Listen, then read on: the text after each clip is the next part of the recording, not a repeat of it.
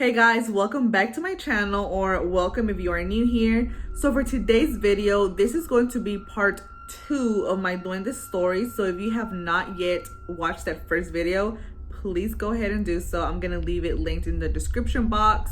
And yeah, I hope you enjoy it. So today I am very excited because I will be reading my first ever story that was sent to me to read on my channel. So definitely stay tuned for that one because I thought it was a very good story. So without further ado, let's just go ahead and get started. Oh, get cozy, get your snacks and your drinks, and yeah, let's get started. I was 4 or 5 at the time and I was playing hide and seek with the children my mom used to babysit.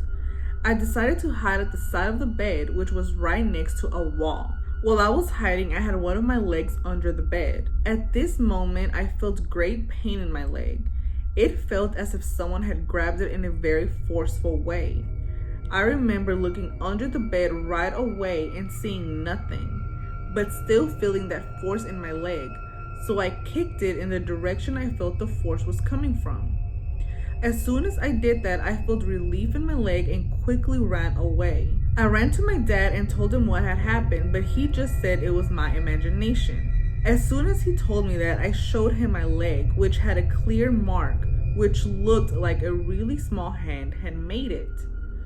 We never really spoke about it until years later when I asked him if he remembered what had happened to me. That's when my dad explained to me what might have been what attacked me.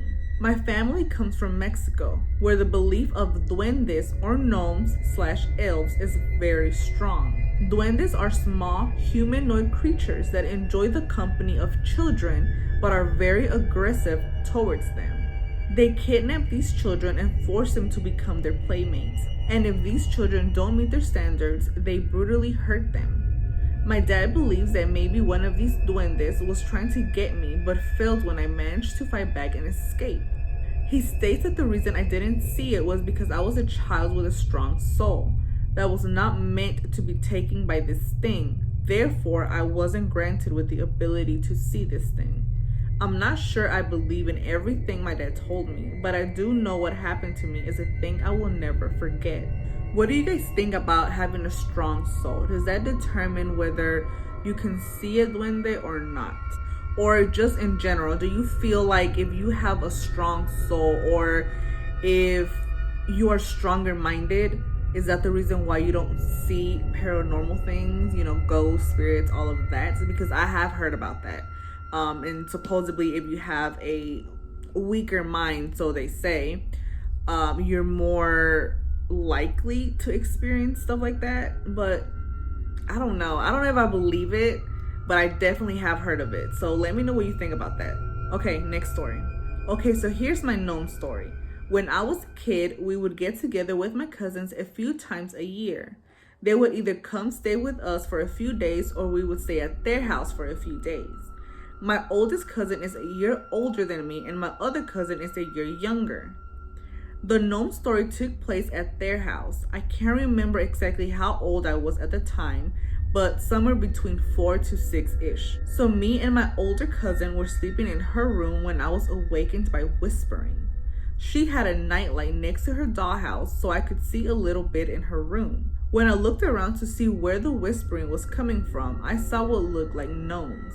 I was absolutely terrified and woke my cousin up to tell her. She told me to just ignore them and not even look at them, and then she went back to sleep. I was scared out of my mind and hid under the blanket until the sun came up. I asked her about them again the next day. She told me that she only sees them once in a while, but my other cousin saw them frequently. Weirdly, I don't think we ever really talked about them again, but I definitely remember after that being afraid of their house at night. I absolutely would not use the bathroom during the night there because I was so afraid of seeing them again. I know most people aren't going to believe the story and that's okay. I wouldn't have believed it myself had I not seen them. Believe me or not, but I definitely know what I saw. I like how her cousin was just like, oh, just ignore them and went back to sleep. I would not have let her go back to sleep. I would have made her stay up with me for the rest of that night. Okay, next story. My father, who lived in the rural parts of Acapulco, has had experiences with El Duende. One night, he crawled through his window and was sitting on his roof in an attempt to find good service on his phone. When he was sitting there quietly, he heard sounds of scurrying behind him, as if something was climbing on the debris and rocks below in an attempt to get on the roof. My father turned confused to look where the sound was coming from, and he was met with the eyes of a small elf-like creature who paused in mid-climb when seeing my father. Both shocked, they sat looking at each other for about 5 seconds before the duende crawled back down the roof and took off. My father, shocked, went back inside his room and closed the window. Closing the window in Mexico is a heat trap, so you know he was scared. For some reason, all I can think about was that meme of Diddy and that other guy staring at each other. I don't even know where that's from, but I'm gonna put it here. But this story reminds me of a story this Hispanic woman told me at my old job. One of the perks at working with a lot of Hispanic women are all the scary stories that they have. I love it. So yeah, at some point I had a coworker. She wasn't Mexican. I want to say she was from Honduras maybe, or Nicaragua, something like that. I don't really remember, but she told me once this story that happened back at home. So she told me that she had just had her baby, and around this time she was living with her in-laws, and throughout the day everyone was at work. So she stayed with her baby by herself at the house. So one day she said she was napping with her baby in the bed, and she heard something, right? Something woke her up. When she woke up and she kind of looked up a little bit, she said that she saw what she could only explain as a duende. And then she said that as soon as the duende saw her looking at him, he smiled this big. And after that, it climbed backwards, jumped out of the bed, laughed, and ran off. She said that she was terrified. She just grabbed her baby, she left the house and just waited outside by the door until someone got home. And she said it was a couple of weeks until she was able to stay home again by herself. And after that, she didn't see anything again, but it definitely scared the crap out of her. All right, so this is my last story for today, and it is the story that was sent to me.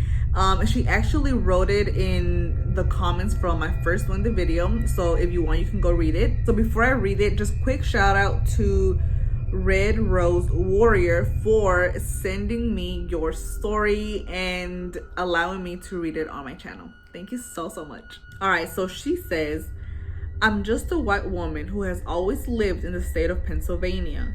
Years ago, one morning I woke up and shuffled to the kitchen to start my morning coffee. It was early, the sun had not quite risen, but it was what is described as twilight, when it's not quite dark anymore, but it's also not quite light.